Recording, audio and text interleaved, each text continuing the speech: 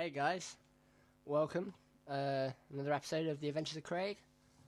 I haven't really done much to the track yet. I've just edited it a tiny bit by shortening how much I've got there.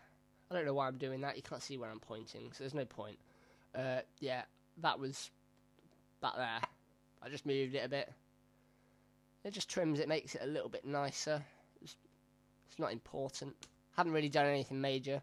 I'm going to mute the vocal tracks anyway because they're terrible. I'm thinking about getting someone in the studio and I'll record that, don't worry. Don't know what that was, but oh well. Because last time I didn't really show you the basics. So, I'm going to zoom out by pressing Z. That just zooms into whatever you've got. Say I click that, Z would zoom straight into that. And pressing it again, zoom back out to the main bit. Obviously my webcam will be over here, which would be a shame because last time it was blocking all the recording stuffs. Well, only thing it blocked was the metronome actually, which is right here. Hopefully I won't be covering it this time. Got the metronome there. That basically, as you can hear, if I turn that off, there's no metronome. It automatically comes on when you're recording, so you don't need to bother remembering to turn it on. You've got the main output gain here. That's like the master volume of the entire thing. You don't need to mess with that at all. There's no need. I'd never touch it. These two little things here, they're just for zooming in and out. And for vertical. Nice and small. Got auto zoom button there, which makes everything a pain. Auto zoom is just zooming in on the particular track you're on. Without it, just stays the same. You've got over here, obviously this is your inspector up here. This is depending on what actual audio track you've got. You can fade it in, fade it out. I'm going to be using a lot of cross-fading between the gaps to get rid of the glitches, which I mentioned last time. What I mentioned last time, but you wouldn't have been able to hear me because I was a noob and playing the audio at the same time, is I renamed these. This one guitar, this one vocals. It makes it a lot easier to identify when you have loads of tracks. Yeah, that's pretty much what I did last time. All I'm doing today is giving you onto the basics, yada yada yada.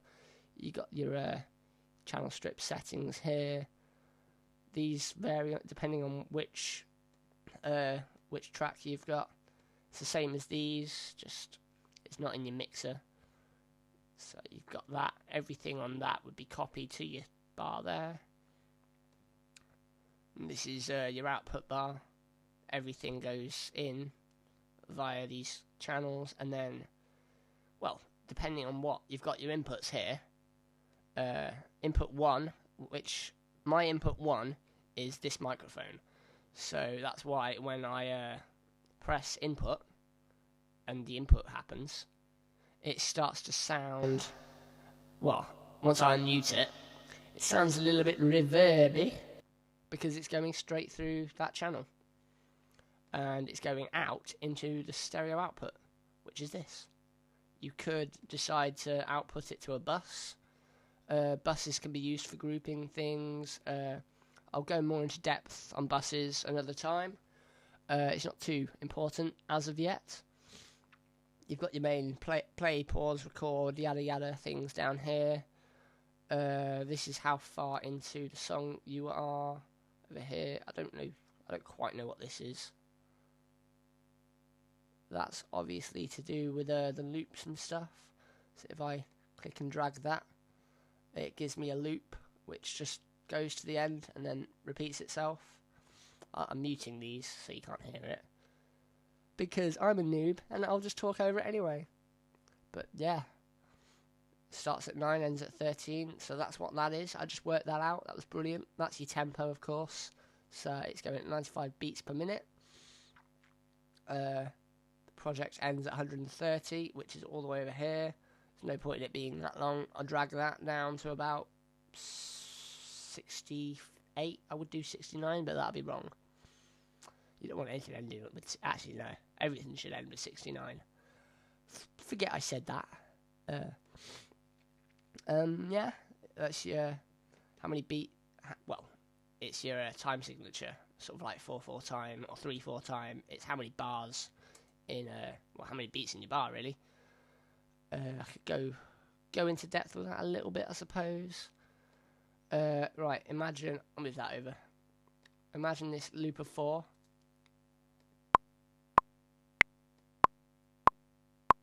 One, 2, 3, 4. 1, 2, 3, 4.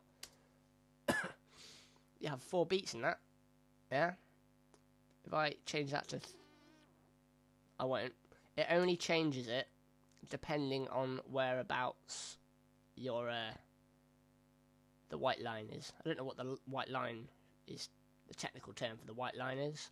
Probably should, but it's not important. It's just the line that tells you where you are in your track. So if I'm here and it's in 4/4 time, there will be 1, 2, 3, 4 beats in a bar. If it's in 3/4 time, there will be 3 beats in a bar. 1, 2, 3. 1, 2, 3, and then 1, 2, 1, 2, 3, 1, 2, 3. Obviously, that's ending before the end of the bar, so it doesn't quite finish it. Get that back to 4/4. If it was 4/8, which is basically the same as 4/4, except there is now 4 beats in that bar, but the beats will no longer be 4 speed beats, they'll be 8 speed beats, so twice as quick basically. 1, 2, 3, 4, 1, 2, 3, 4. That's a demo of that then. That's close enough. I am recording, aren't I? Yeah, I like to always check these things. Because I'm an uber pro. Hopefully I am recording vocals this time. As you know, in the last video I had to do it twice because I fail. Right, that's the basics. I've got some recordings here. What I'm going to do today, I've got a... I do, but I won't... I'll show you like this. I have a keyboard. Wait, I'm going to be using that in a bit. But first... Sorry, you may not have heard me there. I've got a keyboard. I'll be using it in a bit. I'm just sorting out my beanbag. Get comfy. Yeah, you got to be comfortable when you're writing music, man. If you're not comfortable, you're not happy. And if you're not happy, your soul isn't in the music. Yeah, beanbag. I'm still suffering a little bit from a cold, but I'll survive. I'll turn this way so you can hear me a bit better. Right, let's go ahead and make a beat. I said I'd be probably making my own samples. Yeah, I think I will. So I'll go ahead and add a new track, which this button right here, the big plus, new tracks. It tells you whether you want audio, software instrument, or external MIDI. I have never used external MIDI, so I'm not even going to bother clicking that. But if, for what I'm doing, I'm recording in, you want audio. If you're not recording in, but you're using MIDI, you want software instrument. Alright, so I'll click audio, create. And now I've got this, which the input is set to input 1. So if I do that, it will be coming through straight into here. You'll be hearing it twice. Brilliant. Right, there is a little bit of a latency delay there. So I don't know why this works, but it's a little cheat that I found that sorts the latency out rather nicely. And now it should be pretty synced up. So now you can just hear it properly. It doesn't really sound that echoey, does it? Ooh-wee. Cool. Yeah, I'm pretty random. You probably noticed. So I'm going to go ahead and once you press input and you press record, whatever you clicked on will automatically record, which is that button there. But if you want to record more than one, which you might do if you've got a big mixing desk, sorry, I'll turn that off. If you've got a big mixing desk and you're, say, recording a drum kit and you don't want to do lots of takes, you would go ahead and press record on all the tracks, like so, which is uber cool. I think that would work anyway. Guess not. Maybe you'd need to input them all. Yeah, that's probably what you do. I can't even remember. It's been that long since I've recorded in the drum kit. I think it is, you have to make sure they're all inputted, and then recording, we'll just record it. Tell you what, we'll give it a little demo just to see. Obviously, they'll all be coming in with the, that's loud. I'll talk over here, ambient noises.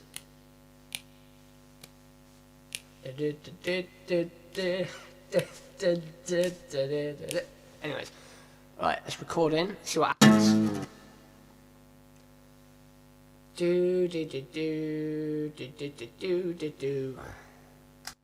Nope, only one recording in. I reckon. Turn those off. I reckon that's only because I've only got one input selected anyway. You can't input more than one input to more than one channel at the same time. It makes perfect sense. So I'm just mute these again. What I'm going to do today, let's create a beat. Let's just create a drum beat. Alright. I don't have any sounds that I want to use in particular. I don't know. That might be alright. Could just use my voice. Do some beatboxing.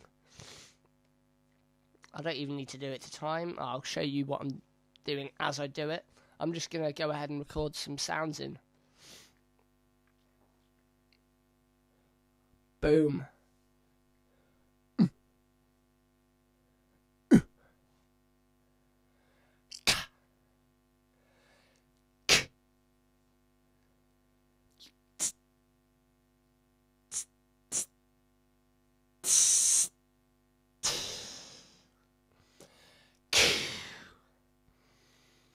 Boom. Ka. Ka. Ka. Ka. Ka. Random file here.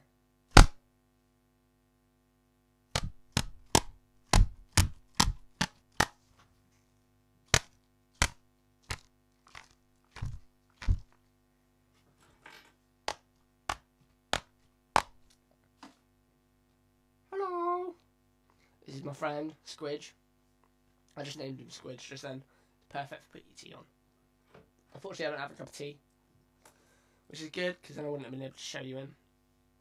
Random capo.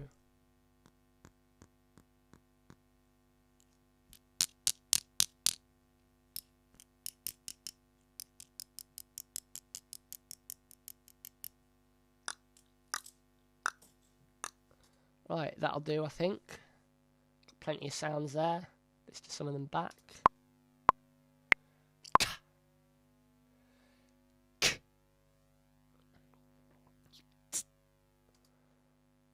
I've got that one. That one's a little bit better. I'm thinking for a kick drum maybe. Go ahead and use that. Got ka. That's a better snare sound.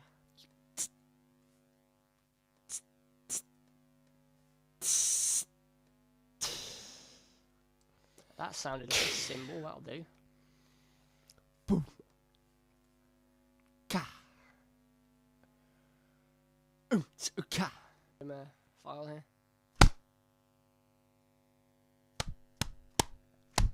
Yeah, there's some peaking there. That's because as I was hitting it, it was creating wind, which was pushing air into the microphone, which just creates an awful noise. Like this. Hello. Hello. This is my friend, Squidge. I just named him Squidge just then. Beautiful. Beautiful.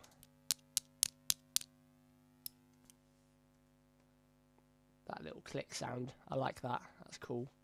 That's pretty much all I need, really.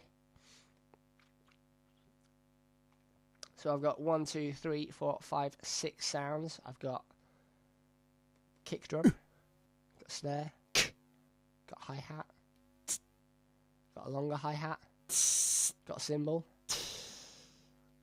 I got a click, Cool. So I'm gonna, yeah, that's pretty much the order I want it in as well. So it doesn't matter where they are at all. I'm gonna select them all by just dragging your mouse. Cough, cough. You don't have to cough. That's not part of the recording process, but if you want to, you can. It won't stop you from doing anything. And then this button here, convert to new sampler track. It won't always be there. You'll find it under convert to new sampler track, or just the random up key, which I don't even know what it is, an E, but I don't use that. I'll just go ahead and do that. They don't have pitches at all, so I'm just gonna start the triggering from low C, C1. That's a good one. That's normally what your drums start on certain tracks anyway. And I don't need to go high anyway, so I'll just leave that where it is.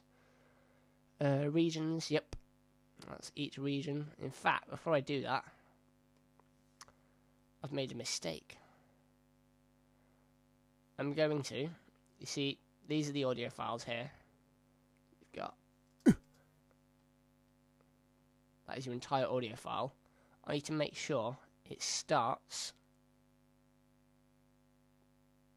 just about where the audio file starts. Otherwise, when I click it, when I want that to come in the sampler track, there'll be a lot of delay, as it'll start. I'll be like, I want it to snap right now, and it'll be a little bit delayed. Okay, it's not that delayed, but the closer you get, the more professional it sounds. This is one of the first things I learned how to do on Logic. I'm just going to go through them all. That doesn't have anything on it. What is that madness? That explains it. I had them all selected, so just going to do all of it again. I'm such a noob. Just click the one you want. That one's done. This one. I'm going to go back and check the first one because I'm not sure if it is done, but I'll check it last. Got a nice symbol there. It's a little shortcut. If I press Command and drag it, it creates a different tool, and it just drags and selects part of the audio, which you can then click to chop it up, which is useful. It's pretty boring stuff watching me do this, but it's insightful. And if you're a budding musician who wants to record in his own tracks, this could be pretty useful, especially if you don't have a drum kit. Or if you do have a drum kit and only one microphone. So I'm going to show you how amazing this is. That seems to be close enough, doesn't it?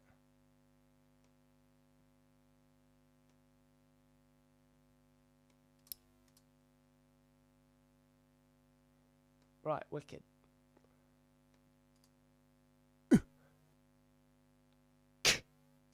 Right, I won't bother playing them all. You know what they sound like. That one.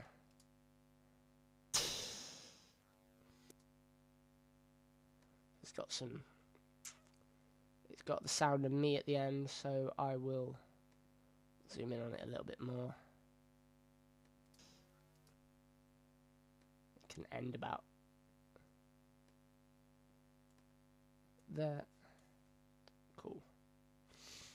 Now I will convert these to a sampler track. I'm hoping you can hear me fine. If you can't, then oh well, I've completely messed up.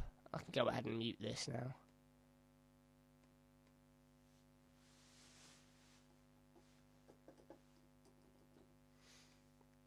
I don't know if it's worked at all. So we'll open up the ESX24, which is the sampler thingy.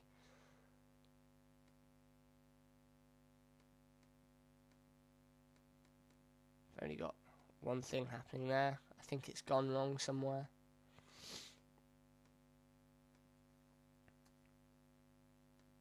Let's try again. You can go.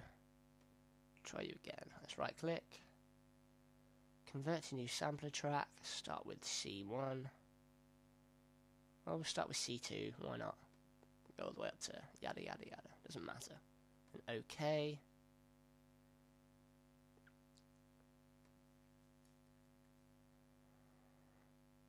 And we've got these. This is the piano roll, which I can bring up by using Command and 6. Click all of them. Just get rid of them. You don't need them.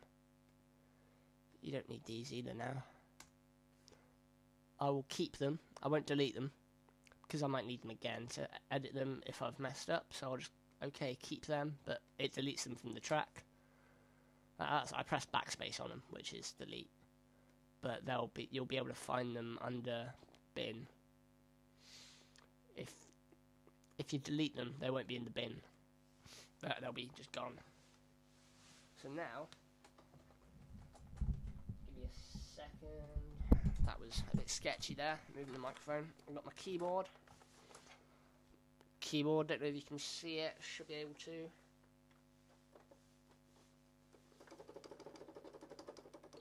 It doesn't seem to be set up.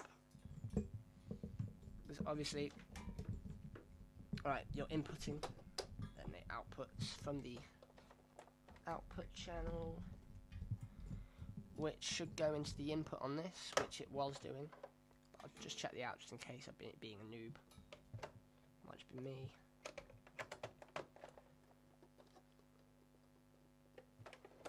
No, it's not me at all.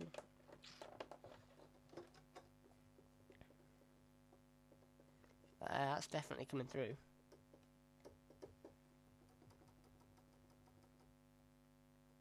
When I click, it says the thing I'm using. I'm pressing C right now. I press D, it will come up with D.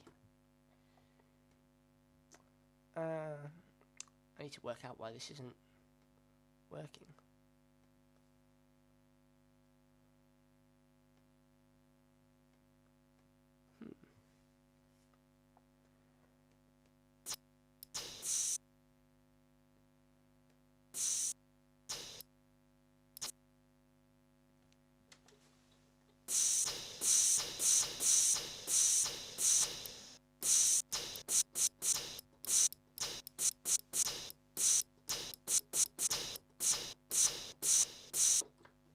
Why the kick and the snare haven't come through, so this is a good reason to keep your bin.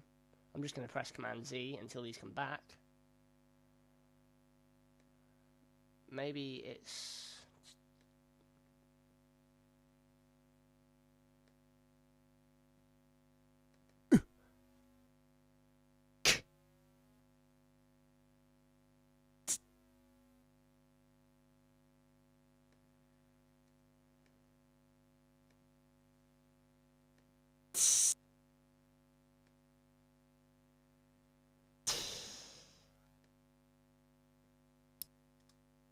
cool. I'll just go ahead and do that again ever so quickly. Things keep messing up. Things always mess up. No matter how hard you try, you're bound to go wrong somewhere. Nobody's perfect. Yeah, yada yada yada. Just need to check.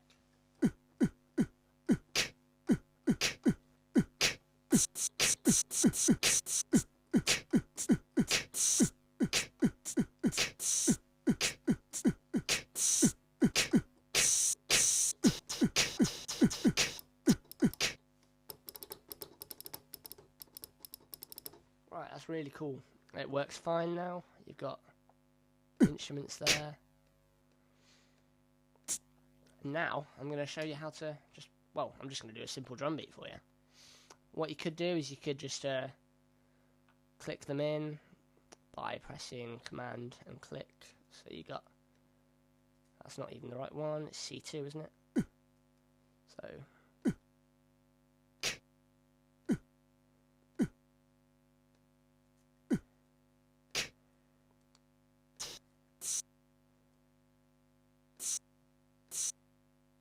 then if I loop that, you'll see that I've just created a drum beat. It's a bit slow, so I'll go ahead and quicken the speed of it.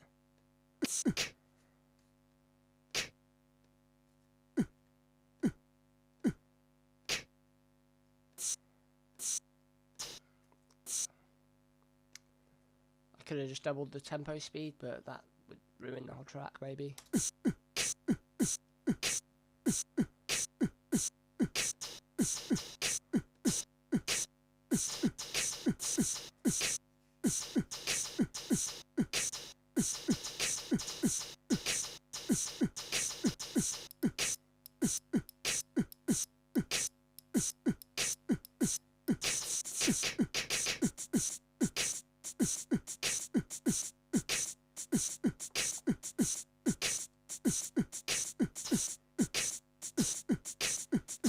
I want that one longer.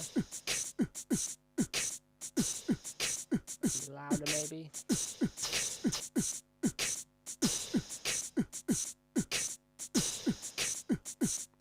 Right, so you can now all hopefully make a drum beat with your voice. It's not brilliant. Not brilliant at all, but I'm sure it'll do.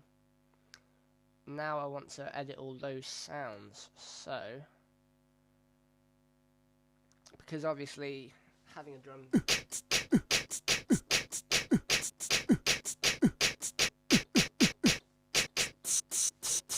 you're gonna want them varied anyway. You don't want them all sounding the same. Obviously this is only recording. The EQ will all be the same. You'll want varied EQ and stuff just to make them all stand out in the mix, because that sounded a bit flat and dodgy. So probably the best way of doing that is by leaving these in. But that's useful if these are already EQ'd well, which they are not. But I'll go more into depth with that another time, EQing and stuff. Right, I'll call it quits for now. Hope you've that's better.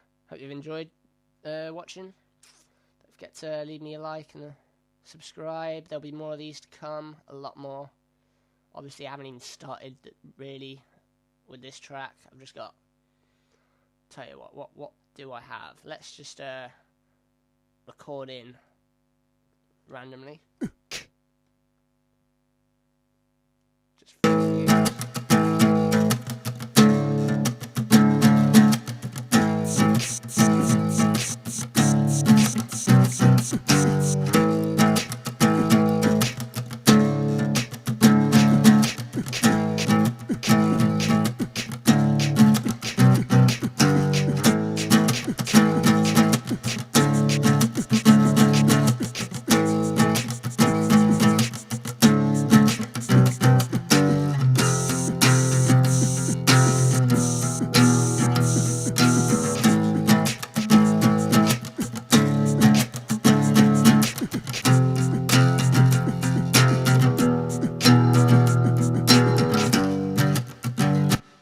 sounding pretty crazy already. Just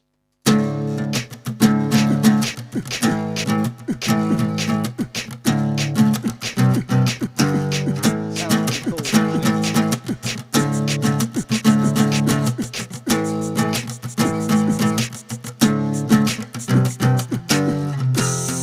I just added a bit of a stereo expander to it, really. Some stereo spread. All the frequencies up there will be spread from left to right, so you can probably hear that in your mix now. And the lower frequencies, such as the kick, you don't want that being spread out anyway, so yeah.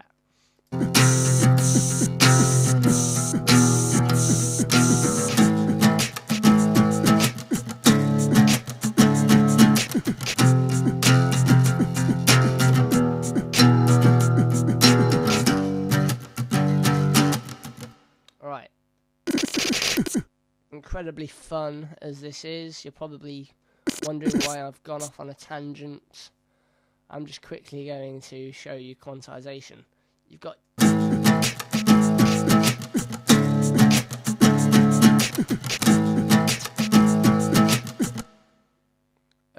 yeah, if I highlight all of these and then up here you've got your quantizing. What quantize does is it snaps all of these MIDI inputs. These are now MIDI. Instead, this will be on those sampler tracks instead of audio tracks now. It'll snap them to the grid basically. So if I I want them in a 1/8, snaps them to the nearest eighth note, which is these. So now it'll be a pretty...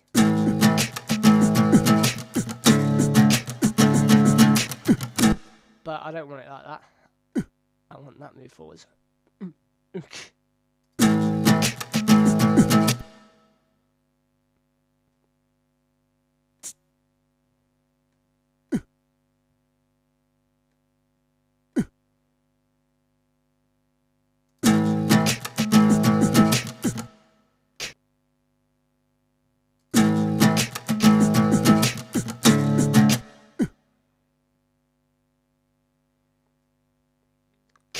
You get the idea. Yeah. Now we've randomly got a drum beat there.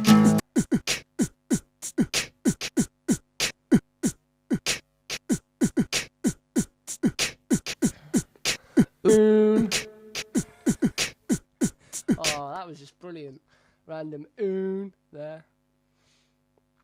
Right. Thank you for watching. Catch me next time. Like and subscribe, guys. It means a lot. Feedback, comments, everything. I will read them all. I will read all of them, because it probably won't be much. And I'll try and reply as best as I can to them all. Laters.